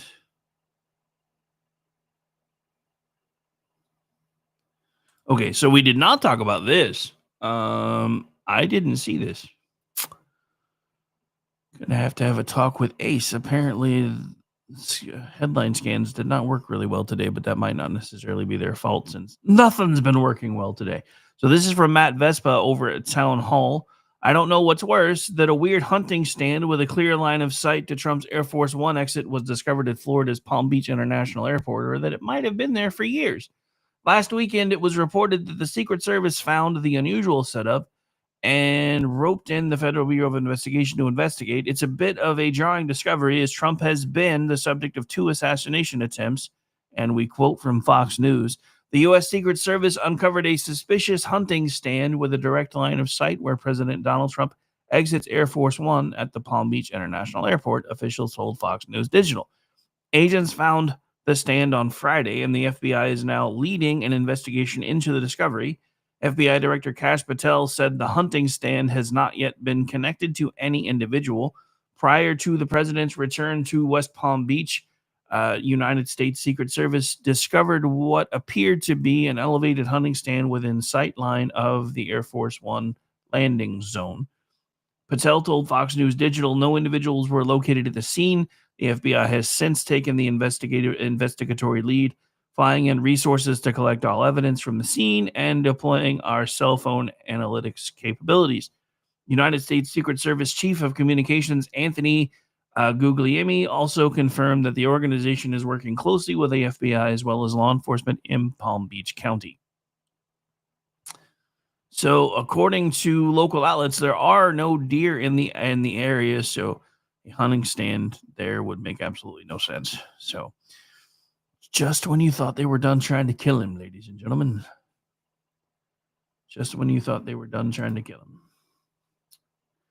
All right, so we cracked the top 5 for a minute, and then it looks like Dr. Steve Turley took our spot. So, Pimpus. I at least want to stay in the top 5 today. Come on. The numbers are good, but they could be better. I still love you guys. All right, so let's see what other trouble we can get into real quick. See if we've got any other news updates. We're approaching the end of the hour already. Let me see if I have confirmation from Brad yet.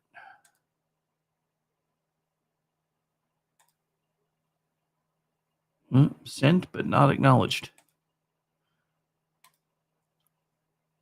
Let's see, maybe he's hanging out over. I keep forgetting it's a different link, so I'll check in a minute. Oh,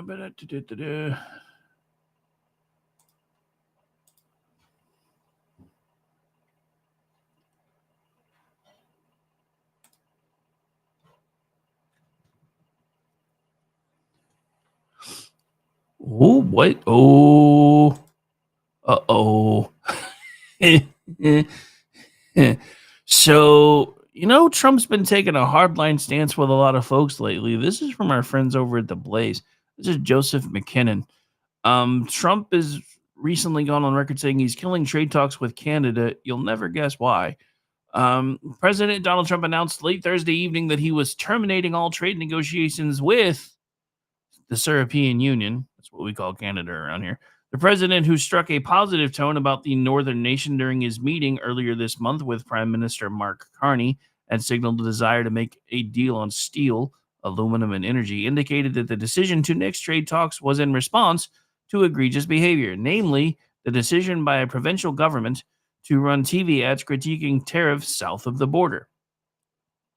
The Ronald Reagan Foundation has just announced that Canada has fraudulently used an advertisement, which is fake, featuring Ronald Reagan speaking negatively about tariffs, wrote Trump. The ad was for $75 million. They only did this to interfere with the decision of the U.S. Supreme Court and other courts. The U.S. Supreme Court is set to hear oral arguments next month regarding the legality of tariffs imposed by Trump under the International Emergency Economic Powers Act.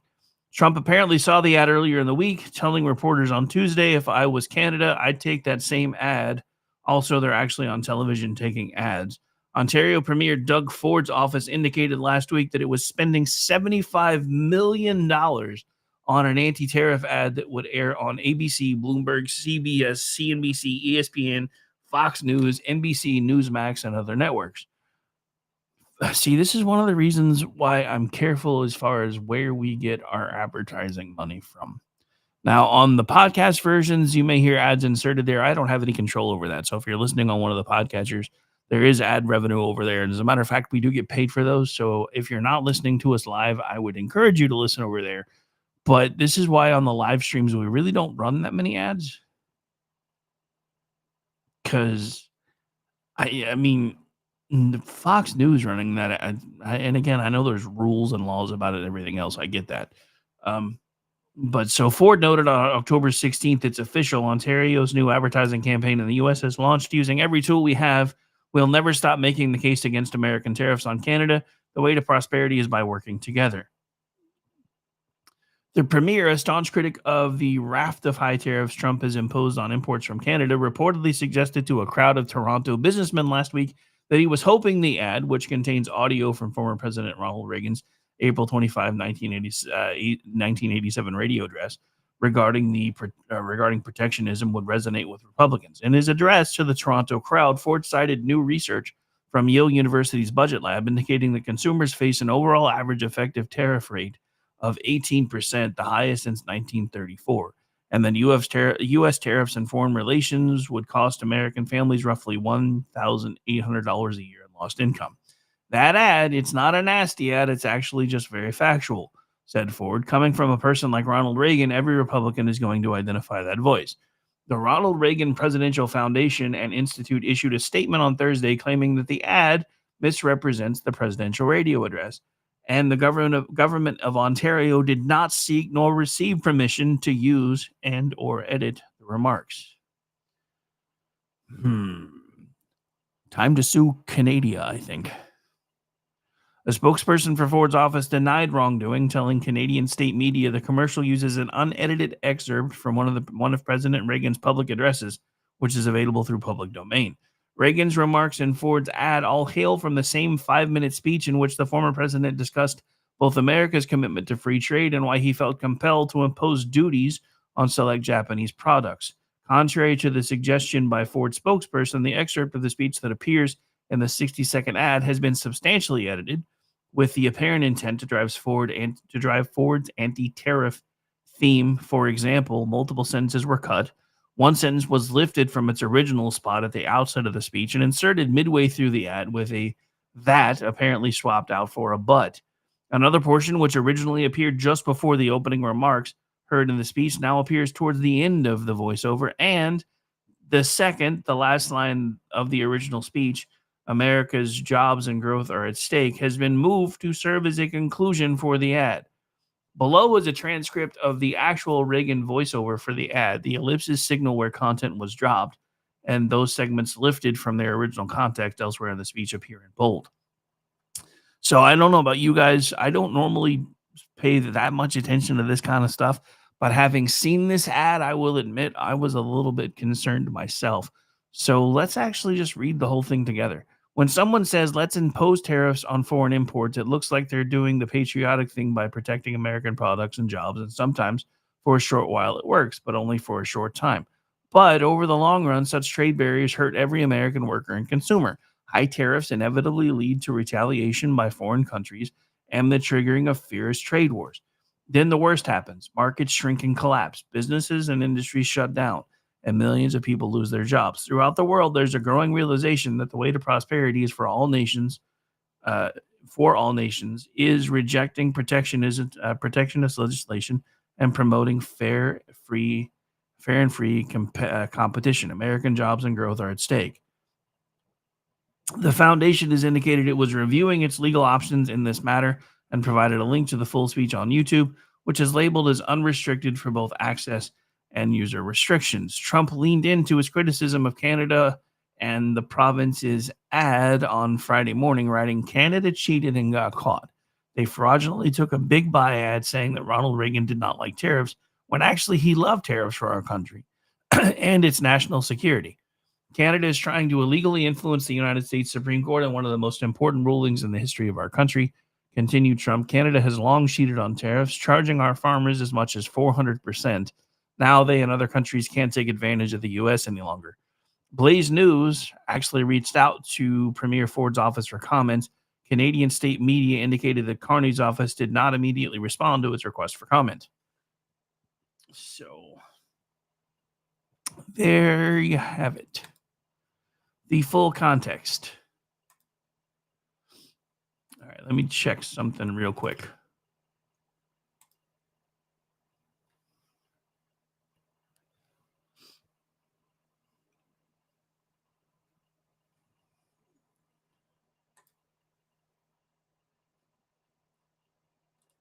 All right. So while I'm checking to see what other quick hit trouble we have or can get into on the way out the door, let's pull up the other studio and see if I see Heidner, Hara, Brad yet, because I don't really know the answer to that question.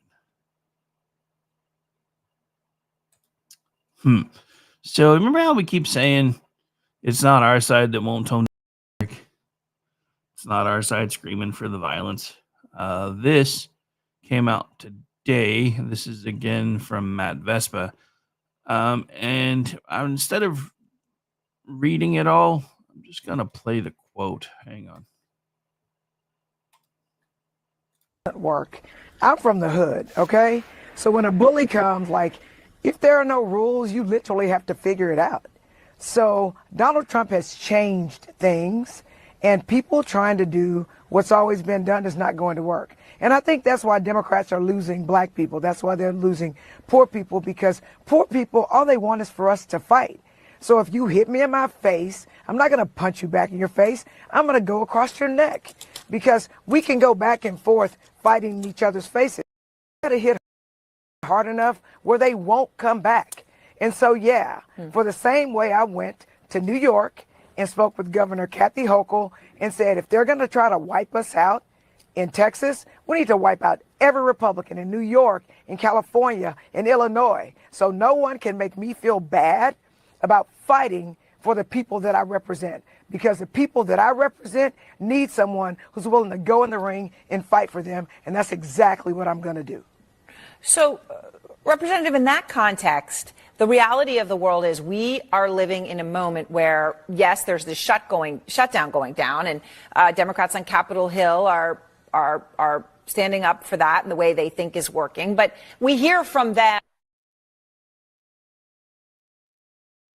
All right, so what exactly do you think she meant by "I'm going to go across your neck"? Because I think I know what she meant. Do you know what she meant? Because I think I know what she meant. And yeah, Raptor, she's doing an amazing job over there. But anyway, I have not seen a response from Brad, so we're gonna give everything up until the top of the hour, and then if I don't hear from him, we'll just spin everything down, because it gives me time to eat and everything else before I got to start getting ready for tonight. So maybe they decided to leave earlier than they were planning on, because I know he's got some family stuff going on tonight. So I don't really know, but we'll find out in a minute, because I'm assuming I'll probably hear from him in the next couple of minutes, one way or the other.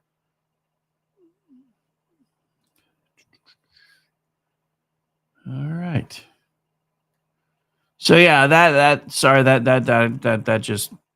goes all through me, because they're the ones that keep telling us that they don't want violence. But so this is from Victor Davis Hansen. This is an opinion piece out of Town Hall. Who exactly are the real kings? Because it ain't Trump. Donald Trump ran in 2 contested Republican primaries. He ran 3 times in a general election. He was elected twice, and his party recently won a Republican Congress. In contrast, in 2020, former President Joe Biden did not run a typical campaign. He avoided the public, staying ensconced in his basement. He outsourced his campaign to Democratic politicos, donors, and sycophantic media. No red state ever sought to remove Biden or former Vice President Kamala Harris from their 2024 ballot. In contrast, 25 blue states attempted to take Trump off of their ballots. In 2021, Biden's DOJ and FBI raided then former President Trump's home. They found only 102 classified documents among some 14,000 seized, but nevertheless indicted him. And let's not forget, with some of the language of the Patriot Act, a president can declare to an empty room, this is considered now declassified. And it is, because W was having to take documents from a SCIF portion of the White House to the residence all the time during the war on terror.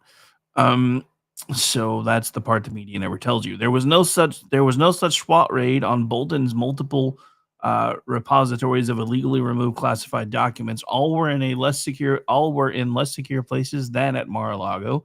Biden removed them over the course of 3 decades with impunity. At the time, unlike Trump, he had no presidential prerogatives to declassify them. As a matter of fact, even a vice president can only declassify things that the vice president himself classified. Special counsel Robert Hur found Biden culpable for the removal of these files, but declined to prosecute, claiming he was too enfeebled to stand trial, which should have automatically triggered the 25th Amendment, but did not. In 2024, the same backroom donors and politicos who had conspired to ensure Biden was the 2020 nominee, now, against his wishes, in coup-like fashion, removed him from his own re-election ticket. Within 48 hours and without a delegate vote, they crowned Harris as the presumed nominee. Queen Harris had not received a single delegate vote in her disastrous 2020 primary run. Trump in 2020 did not seek Departments of Justice on his rival, Joe Biden, nor during his presidency did the Department of Justice indict any past or future political opponent or ex-president. In contrast, kingly Biden's White House helped coordinate 91 indictments of his past and future presidential rival, ex-president at the time, Donald Trump. A mere 3 days after Trump announced his re-election bid on November 15, 2022, Jack Smith was coincidentally appointed special prosecutor of Trump. That same day, strangely, Nathan Wade, the Georgia County's prosecutor prosecuting Trump, met with Biden's White House counsel. On that same day, Matthew Colangelo, the former lead prosecutor in Letitia James' case against Trump, abruptly left his DOJ post. He would soon go on to lead Manhattan prosecutor Alvin Bragg's prosecution of Trump. It was definitely not a lateral move, ladies and gentlemen. In the 2020 election, Joe Biden's surrogates rounded up 51 intelligence authorities to lie that Hunter Biden's authentic and incriminating laptop was not so, and then verified but suppressed by the FBI because it was all supposedly the work of Russians. The Biden-era FBI also joined Twitter, Facebook, and other social media to help smother any media story that might have verified the authenticity of the laptop. So that's where we're going to leave this. There's more there. I'm going to go ahead and put this out on the X feed. We are coming to the end of our time together for this particular broadcast. However, I just heard Brad go into the other room, so hang out for just a minute, and we will get the news roundup started in just a second, right here live on KLRNradio.com. Again, my name is Rick Robinson. I do this thing every Tuesday through Friday for about 2 hours. Then on Friday, we have an extended show, sort of, where under a different feed, we do the weekend news roundup. I want to thank everybody for taking the time to hang out with us today. Looks like we hit top 5 again for a minute. Let's see if we can get news roundup up there again, because we're going to have to start over on the numbers. Be right back, folks. Technically speaking. He's a voice for the many.